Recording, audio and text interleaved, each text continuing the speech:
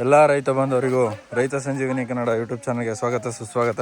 ಅವ್ರದ್ದು ಹೆಂಗೆ ಬೆಳೆದೇನು ಕತೆ ಅಂತ ಹೇಳಿ ಕೇಳೋಣ. ನಮಸ್ಕಾರ. ಕೊನೆ ಬಂತಲ್ಲ. ಬಂತು ಅದೇ. ಈಗ ನಾವು ಕೊನೆಗೌಡರು ಎಲ್ಲವ ಮಾತಾಡ್ತಾ ಇದ್ವಿ. ಈಗ ಅವ್ರಿಗೆ ಕೊಟ್ಬಿಡಿ, ಕೊನೆ ಹಿಡೀಲಿ ಅವರು. ನೀವು ಬನ್ನಿ ಈ ಕಡೆ. ಅದೇ ನನಗೆ ಕೊನೆ ಮೇಲ್ಗಡೆ ನೋಡಿದಾಗ ಏನೋ ಸ್ವಲ್ಪ ನಿರೀಕ್ಷೆ ಇತ್ತು ಈ ವರ್ಷ ಸ್ವಲ್ಪ ಬೆಳೆ ಇದೇನು ಹೇಳಿ. ಆದರೆ ಈಗ ಕೊನೆ ಕೆಳಗಡೆ ಬಂದಮೇಲೆ ಕಾಣ್ತಾ ಇದೆ ಎಷ್ಟು ಅಡಿಕೆಲಿ ಹಿಡುಪು ಇರಬೇಕಾಗಿತ್ತು ಆ ಹಿಡುಪು ಅಡಿಕೆಲಿಲ್ಲ. ಇದಕ್ಕೆ ಏನಾಗಿರ್ಬೋದು ಹೇಳೋದು ನನಗೆ ಗೊತ್ತಾಗ್ತಿಲ್ಲ. ಏನು ಕೊಳೆ ಬಂದಿತ್ತ? ಕೊಳೆ ಭಾಳ ಬರಲಿಲ್ಲ. ಸ್ವಲ್ಪ ಕೊಳೆ ಬಂದಿತ್ತು, ಆದರೆ ಭಾರಿ ಪ್ರಮಾಣದ ಕೊಳೆ ಬರಲಿಲ್ಲ. ಅದು ಬೇರೆ ಏನೋ ಪ್ರಾಬ್ಲಮ್ ಆಗಿರಬೇಕು ಅಂತ ಕಾಣ್ತಾ ಇದೆ. ಇದಕ್ಕೆ ಏನು ಎಲೆ ಚುಕ್ಕಿದೆ ಅನಿಸ್ತದೆಯಾ ಅಥವಾ ಏನೋ ನಂಗೂ ಅರ್ಥ ಆಗ್ತಾ ಇಲ್ಲ. ಏನೀಗ ನಿಮ್ಮ ಒಪಿನಿಯನ್ ಏನೀಗ? ಹೋದ ವರ್ಷದ ಬೆಳೆ ಅಷ್ಟೇ ಇದೆಯಾ, ಏನು ಕಡಿಮೆ ಆಗಿದೆಯಾ? ಹೋದ ವರ್ಷದ 40% ಇಲ್ಲ, ಅಷ್ಟು ಕಡಿಮೆ ಇದೆ. 30%, ಹೋದ ವರ್ಷದ 30% ಇದೆ. ಯಾಕಂದ್ರೆ ಕೊನೆ ಲೆಕ್ಕಕ್ಕೆ ಕೊನೆ ಕಾಣ್ತಾ ಇದೆ, ಅಡಿಕಿಲ್ಲ. ಎಲ್ಲ ಈ ತರ ಸಣ್ಣ ಸಣ್ಣ ಸಣ್ಣ ಸಣ್ಣ ಕೊನೆ, ಚಿಕ್ಕ ಚಿಕ್ಕ ಚಿಕ್ಕ ಚಿಕ್ಕ ಕೊನೆ. ನನ್ನ ಅನಿಸಿಕೆ ಅದು ಎಲೆ ಚಿಕ್ಕಿ ರೋಗ ನನ್ನ ಅನಿಸಿಕೆ 2 ವರ್ಷದ ಹಿಂದೆ ಬಂದಿದೆ. 2 ವರ್ಷದ ಹಿಂದೆ ಬಂದು ಅದು ಅಟ್ಯಾಕ್ ಆಗಿ ಈಗ ನನ್ನ ಲೆಕ್ಕ ತೀವ್ರ ಪ್ರಮಾಣ ತಗೊಳ್ತಾ ಇದೆ ಕಾಣ್ತಾ ಇದೆ. ಅದು ಈಗ ಉಳಿದಿದ್ದು ಹೆಡಕ್ಕೆಲ್ಲ ಗೊತ್ತಾಗ್ತಾ ಇರೋದು ಈಗ ಹೇಳಿ ನನ್ನ ಅನಿಸಿಕೆ. ಅದರಿಂದನೇ ಹೆಚ್ಚಾಗಿ ಈ ಸಿಂಗಾರ ಸಾಯಿ ಅಂಥದ್ದು, ಮಿಳ್ಳು ನಿಲ್ದೇ ಇರುವಂಥದ್ದು ಈ ರೀತಿ ಕಾಣ್ತಾ ಇದೆ. ಅದಕ್ಕೆ ಮೊನ್ನೆ ತೋಟಗಾರಿಕಾಲಿಕರು ನಮ್ಮಲ್ಲಿ ಬಂದಿದ್ದರು, ಎಲ್ಲ ಹೇಳಿ ಮಾಡಿದ್ದಾರೆ. ನಾವು ಈಗ ಅದಕ್ಕೆ ಲಘು ಸ್ವಲ್ಪ ಕೊನೆ ಹಚ್ಚಿ ಮಾಡ್ತಾಯಿದ್ದೆ. 2 ಜನ ಕೊನೆಗೌಡರು ಹಚ್ಚಿ ಕೊನೆ ಕೊಯ್ತಾ ಇದ್ದೀನಿ. ಈಗ ಹೆಚ್ಚು ಕಮ್ಮಿ ಇನ್ನೊಂದು 4 ದಿವಸ ಮುಗಿಸ್ಕೊಂಡು ಇದೊಂದು ಹೆಚ್ಚು ಕಮ್ಮಿ ಒಂದು 50 ಎಕರೆ ತೋಟ ಇದೆ ಇಡೀ ಟೋಟಲಿ ಮುಗ್ದೂರು ಸರ್ವು.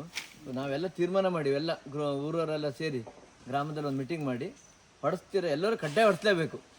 ಅವರು ಒಬ್ಬ ಹೊಡ್ಸೋದು ನಾನು ಹೊಡಿಸ್ತೇನೆ ಹೇಳೋದು ಆ ರೀತಿ ಮಾಡಲಿಕ್ಕೆ ಇಲ್ಲ, ಪ್ರತಿಯೊಬ್ಬರು ಹೊಡಿಸ್ಲೇಬೇಕು. ಇವರು ಹೇಳಿದ್ದಾರೆ ಎಲೆ ಚುಕ್ಕಿ ರೋಗಕ್ಕೆ ಸಾಮೂಹಿಕ ಒಂದು ಪ್ರಯತ್ನ ಮಾಡಬೇಕು.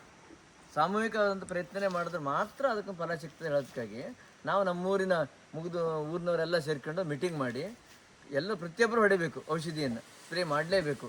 ನೀವು ಔಷಧಿ ಯಾವ್ದು ಹೊಡಿತೀರ, ಎಲ್ಲಿಂದ ತರ್ತೀರ ಅದಿಲ್ಲ, ಎಲ್ಲಿ ಉತ್ತಮವಾದಂಥ ಕಂಪ್ನಿದ ಕೇಳ್ಕೊಂಡು ಅಥವಾ ತೋಟಗಾರಿಕೆ ಇಲಾಖೆಯವ್ರ ಹತ್ರ ಒಂದು ಸರಿಯಾದ ಮಾಹಿತಿ ತಗೊಂಡು ಯಾವ್ದು ಹೊಡಿಬೇಕು ಅಂತ ಕೇಳ್ಕೊಂಡು ಎಷ್ಟು ಪ್ರಮಾಣ ಹಾಕಬೇಕು ಅಂತ ಕೇಳ್ಕೊಂಡು, ಯಾಕೆಂದ್ರೆ ಅದು ಮತ್ತೆ ಜಾಸ್ತಿ ಆದರೂ ಕಷ್ಟ. ಅದನ್ನು ಮಾಡಿ ನಾವೀಗ ಮುಂದಿನ ವಾರ ಈ ಎಂಡಲ್ಲಿ ಒಂದು ವಾರದಲ್ಲಿ ಎಲ್ಲರೂ ಒಂದು 50 ಎಕರೆ ತೋಟದವರು ಔಷಧಿ ಹೊಡೆದು ಮುಗಿಸ್ಬೇಕು ಅಂತ ಹೇಳಿ ನಾವು ಕಡ್ಡಾಯವಾಗಿ ಒಂದು ತೀರ್ಮಾನ ಮಾಡ್ಕೊಂಡಿದ್ದೀವಿ. ಅದು ಮಾಡೇ ಮಾಡ್ತೀವಿ. ಈಗ ಈ ರೆವಲ್ಯೂಷನಿಗೆ ಕಾರಣ ಏನೀಗ? ಎಲ್ಲರೂ ಈಗ ಔಷಧಿ ಇಲ್ಲ ಮತ್ತು ಇದು ಕಡಿಮೆ ಆಗಲ್ಲ ಅಂತ ಹೇಳ್ತಾ ಇರೋದ್ರ ಮಧ್ಯದಲ್ಲಿ ಇಷ್ಟು ದಿಟ್ಟ ನಿರ್ಧಾರವನ್ನು ನಿಮ್ಮ ಈ ಮುಗದೂರು ಗ್ರಾಮದ ಎಲ್ಲರೂ ತಗೊಂಡಿರೋದಕ್ಕೆ ಕಾರಣ ಏನಾಗಿರ್ಬೋದು ನಿಮ್ಮ ಕಾರಣ ಅಂತಂದರೆ, ಕಳೆದ ವರ್ಷ ಅದಕ್ಕೂ 2 ವರ್ಷ ಹಿಂದೆನೆಯ ನಮ್ಮ ಮುಗದೂರಿನ ಮಹೇಶ್ ಗೌಡ್ರಾಗಿರ್ಬೋದು ಮತ್ತು ದೇವರಾಜ್ ಮಡಿವಾಳ ಅಂತ ಆಗಿರ್ಬೋದು ಮತ್ತು ಪ್ರವೀಣ್ ಹೆಗಡೆ ಅಂತ ಆಗಿರ್ಬೋದು, ಇವರು ನಮ್ಗೆ ಔಷಧಿ ಹೊಡಿತಾ ಇರ್ತಾರೆ, ಸ್ಪ್ರೇ ಮಾಡ್ತಿದ್ವಿ. ನಾವು ಅವಾಗ ನೆಗೆಯಾಡ್ತಾ ಹೋಗ್ತಾಯಿದ್ವಿ, ಇವರೆಂತ ಈ ಇದರಲ್ಲಿ ಸ್ಪ್ರೇ ಮಾಡ್ತಾ ಇದ್ದಾರೆ, ಇವ್ರಿಗೇನು ಕೆಲಸ ಇಲ್ಲ ಹೇಳಿ ನಾವು ಹೇಳ್ತಾ ಇದ್ವಿ. ಆವಾಗ ನಾವು ನೆಗೆಯಾಡಿದ್ವಿ ನಿಜ. ಕೇಳಿದ್ರೆ ಇವು ಎಂತ ಸುಮ್ಮನೆ ಇಂಥ ಕೆಲಸ ಮಾಡ್ತಾ ಇದ್ದಾರೆ. ಈಗ ನಮ್ಗೆ ಗೊತ್ತಾಗ್ತಾಯಿದೆ, ಅವ್ರು ತೋಟ ನೋಡ್ಕೊಂಡು ಬಂದಾಗ ಇಲ್ಲ ಹೌದು ಅವ್ರದ್ದು ಎಲೆ ಚುಕ್ಕಿಯಿಂದನೇ ಈ ರೀತಿ ಆಗಿತ್ತು. ಅದು ಅವ್ರು ಈ ವರ್ಷ ಉತ್ತಮ ಬೆಳೆ ತೆಗೆದಿದ್ದಾರೆ. ಮತ್ತು ಈಗಲೂ ತೋಟನೂ ಒಳ್ಳೆ ಚೆನ್ನಾಗಿದೆ, ಎಲೆ ಚುಕ್ಕಿ ಇಲ್ಲಲ್ಲ ಇದೆ, ಆದರೆ ಕಂಟ್ರೋಲ್ ಇದೆ. ಹಾಗಾಗಿ ನಾವು ಅಷ್ಟೇ ಈಗ ಏನಪ್ಪ ಕೇಳಿದ್ರೆ ಎಲೆ ಚುಕ್ಕಿ ಇರ್ಬೋದು, ಅದು ಕಂಟ್ರೋಲ್ ಮಾಡಲೇಬೇಕು. ಮುಂದಿನ ಬೆಳೆಯನ್ನು ರಕ್ಷಣೆ ಮಾಡಬೇಕು. ಈ ಬೆಳೆ ರಕ್ಷಣೆ ಮಾಡಬೇಕು. ಈ ಸಿಂಗಾರಕ್ಕೆ ಎಂತೊಳಿಗೆ ಔಷಧಿ ಹೊಡಿಬೇಕು, ಮಿಳ್ಳೆ ಉದುರ್ದೋದಂಗೆ ಅಥವಾ ಸಿಂಗಾರ ಸಾಯ್ದೋದಂಗೆ ಏನು ಡೈಬ್ಯಾಕ್ ಅಂತ ನಾವು ಹೇಳ್ತಾ ಇದ್ದೀವಲ್ಲ, ಆ ರೀತಿ ಒಂದೇ ಕಡೆಯಿಂದ ಸಿಂಗಾರ ಸಾಯ್ತಾ ಬರ್ತದೆ. ಅದು ಆಗದೋದ ರೀತಿ ಎಲ್ಲ ಔಷಧಿ ಇದೆ, ಅದನ್ನು ನಾವು ಸ್ಪ್ರೇ ಮಾಡಬೇಕು ಅಷ್ಟೇ. ಮಾಡಲೇಬೇಕು ನಾವು ದೃಢ ನಿರ್ಧಾರ ಮಾಡಿದ್ದೀವಿ.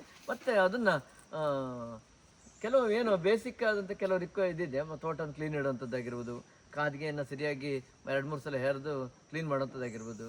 ಮತ್ತೊಂದೇನು ಕಂಡ್ರೆ ಏನು ಬಿದ್ದಂಥ ಸೊಂಗೆಯನ್ನು ಕಂಪಲ್ಸರಿಯಾಗಿ ಹೊರಗಡೆ ತೋಟದಿಂದ ಹೊರಗೆ ತಗೊಂಡೋಗಿ ಸುಡಲೇಬೇಕು. ಅದನ್ನು ಬರೀ ಹೊರಗೆ ಹಾಕಿರಾಗಲ್ಲ, ಸುಡಲೇಬೇಕು. ಇದನ್ನು ನಾನಂತ ಮಾಡ್ತಾ ಇದ್ದೀನಿ. ನಮ್ಮ ಪಕ್ಕದ ಅವರಿಗೂ ನಾನು ಹೆಚ್ಚಿನ ದಿನನಿತ್ಯನೂ ಅವರಿಗೆ ಕಾಟ ಕೊಡ್ತಾ ಇದ್ದೀನಿ ನಾನು.